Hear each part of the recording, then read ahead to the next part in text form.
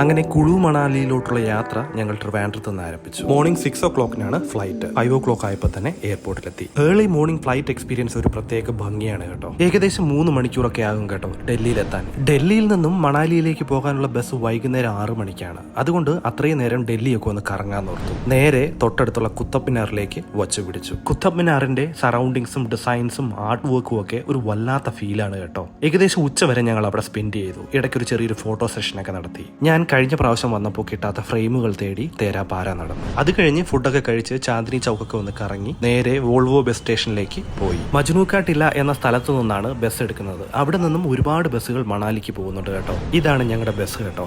അങ്ങോട്ടേക്ക് semi sleeper bus മാത്രമേ ഉള്ളൂ. അങ്ങനെ ബസ്സിൽ കയറി നോക്കുമ്പോൾ 70% ആൾക്കാരും മലയാളികൾ. 12 മണിക്കൂറോളം ബസ്സിലിരിക്കണം. രാത്രി ആയതുകൊണ്ട് പ്രത്യേകിച്ച് കാണാനൊന്നുമില്ല. പിന്നെ എപ്പോഴോ അങ്ങ് ഉറങ്ങിപ്പോയി. നീണ്ട ഹോണടി കേട്ട് എഴുന്നേറ്റപ്പോൾ സമയം രാവിലെ 4 മണി. പുറത്തേക്ക് നോക്കുമ്പോൾ ഞങ്ങളുടെ ബസ് ഒരു കൊക്കയുടെ എഡ്ജിൽ നിൽക്കുവാണ്. ഇനി മണാലിയിലെത്താൻ വെറും 2 hours മാത്രമേ ഉള്ളൂ. ബസ് മല കയറി തുടങ്ങിയിരിക്കുവാണ്. ഒരു സൈഡ് മുഴുവൻ അഗാധമായ ഗർത്തവും. പോകുന്ന വഴിക്ക് മല തുരന്ന് ടണൽ നിർമ്മിക്കുന്നതും പടുകൂറ്റൻ തൂണുകളും ബ്രിഡ്ജുകളും ഒക്കെ ഒരു വല്ലാത്ത കാഴ്ചയാണ്. പതിയെ പ്രകാശം വീഴുന്നതനുസരിച്ച് മണാലിയുടെ ഭംഗിയും തണുപ്പും കൂടി വരുന്നുണ്ട്. അങ്ങ് ദൂരെ ഹിമാലയ പർവ്വതവും അതിൽ സ്നോ വീണ് കിടക്കുന്നതും ആപ്പിൾ മരങ്ങൾ ഇല കൊഴിഞ്ഞു നിൽക്കുന്നതും മലയുടെ താഴ്വാരങ്ങളിൽ തേനീച്ച കൂടുവെക്കുന്ന പോലെ നിരനിരയായ വീടുകളും ഒക്കെ ഒരു വല്ലാത്ത കാഴ്ചയാണ്.